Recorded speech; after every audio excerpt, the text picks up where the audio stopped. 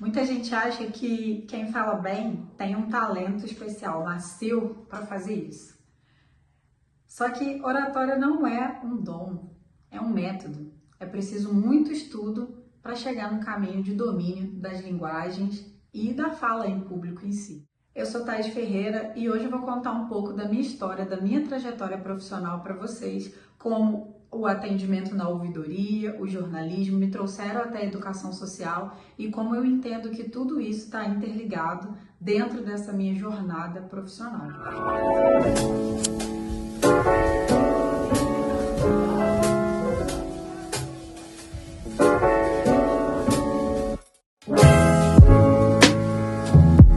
Bom, lá em 2012, quando eu estava com os meus 18 aninhos, eu entrei para o atendimento no setor de telecomunicações, em call center. Nunca imaginei o quanto essas experiências poderiam me preparar para a vida que eu escolhi hoje para mim. Quando a gente é muito jovem, a gente acha que tem já todo um plano na nossa cabeça, tudo que a gente vai fazer durante a nossa vida, mas nem sempre é assim que acontece.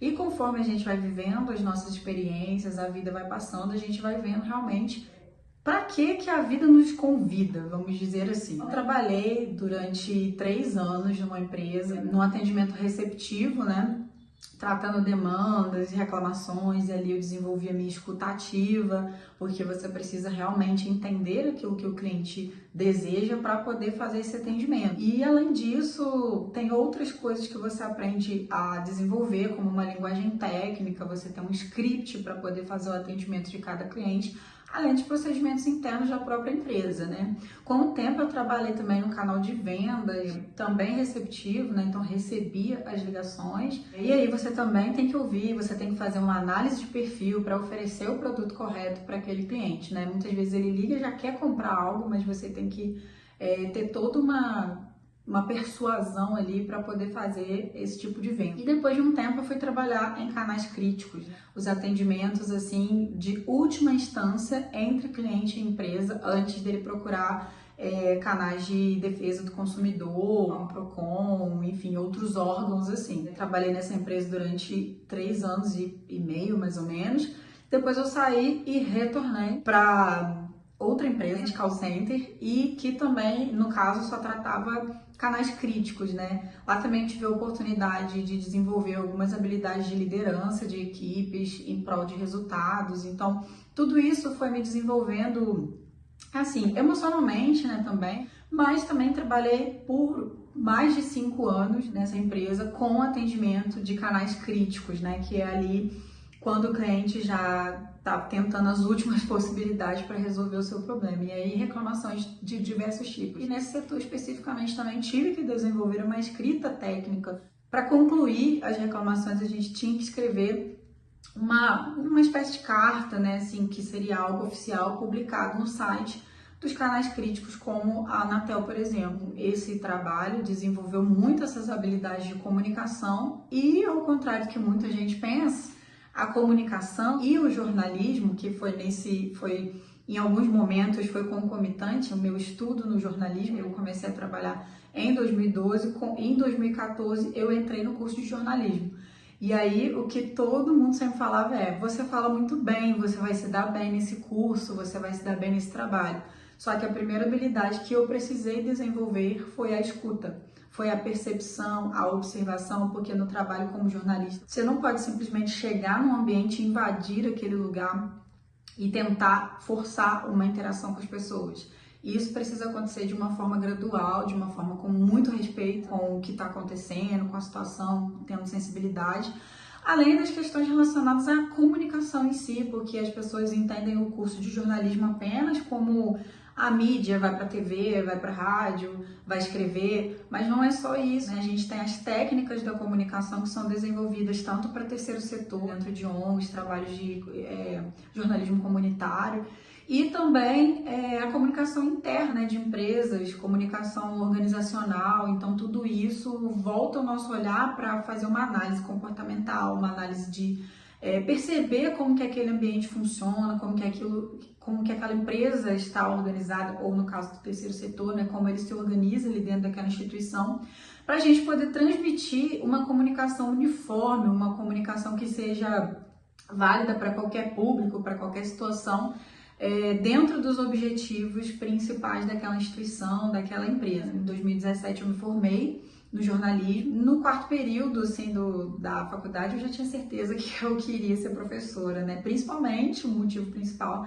por conta dos meus professores, que eram professores e atuavam na área também. E eles me fizeram amar aquilo ali, aquele ambiente acadêmico que eu não pensava, embora quando eu fosse criança, né, sempre falavam isso, né? Você tem que ser professora, você tem jeito para isso e tudo. E tive inúmeras experiências em grupos sociais que eu participava, eu dava aulas de temas específicos, mas já tinha ali uma certa habilidade que precisava ser desenvolvida, porque como eu disse, né, a oratória não é um dom, ela é um método, então a gente precisa aprender, estudar, a comunicação é necessária. E assim que eu saí do jornalismo, eu fiquei procurando o que eu ia fazer dentro dessa área, mas na verdade tudo me encaminhou para fazer a licenciatura em letras, por ser amante da língua portuguesa também, de como a gente utiliza o português para nos comunicar e para adequar a nossa linguagem para qualquer situação. Falar, a gente pensa que não é algo que deve ser ensinado, porque até mesmo quando a gente entra na escola, a gente já entra falando. A maioria das pessoas já entra falando. Então, isso não é muito assim ensinado e praticado dentro da sala de aula. Mas é algo que precisa ser ensinado. Então, ensinar oralidade, trabalhar com oratória, usando a comunicação dentro da sala de aula para ensinar as pessoas a língua portuguesa, né, o português, a gente vê o quanto isso é necessário. Ensinar como falar, quando falar, qual linguagem acessar. É importante a gente ter o conhecimento variado da nossa língua para usar ela a nosso favor nas mais variadas situações que a gente comunica. E para letras foi algo assim que eu escolhi por afinidade da área, porque eu já sabia que eu queria ser professora, só que quando eu entrei no curso, aí eu descobri ainda mais outros caminhos de fazer essa conexão ser possível. Vendo ali como que essa oralidade pode ser ensinada através das áreas de linguística aplicada, a gente sai de um caminho da oratória para a oralidade, mas que é a mesma coisa, está dentro do mesmo campo de estudo.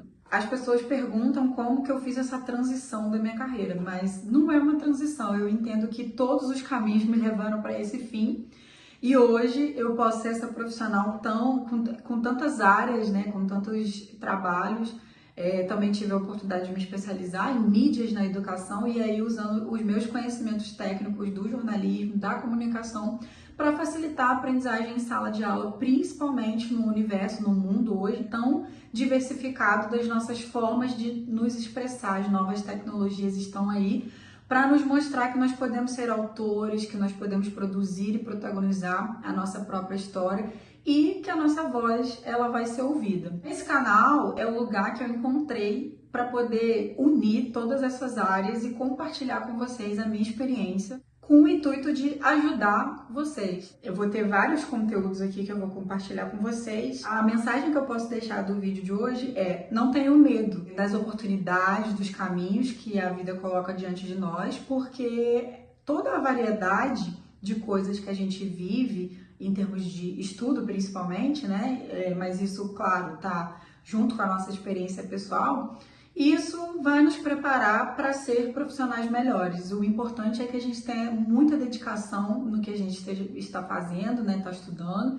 E ao longo desse tempo que a gente se dedica, que a gente estuda, a gente realmente encontra o nosso caminho diante de tudo isso, né? Eu sempre quis fazer alguma diferença para a sociedade e fui caminhando, descobrindo que essa é a minha forma de contribuir com a humanidade, com a sociedade. Então, eu espero que vocês gostem, curtam esse vídeo, compartilhem com os amigos, aqueles que vocês sabem que precisam ser encorajados a seguir aquilo que realmente é a sua paixão. O que eu digo para vocês é: encontrem a sua paixão e se dediquem a ela, porque os frutos vão vir com toda certeza. Até a próxima, tchau!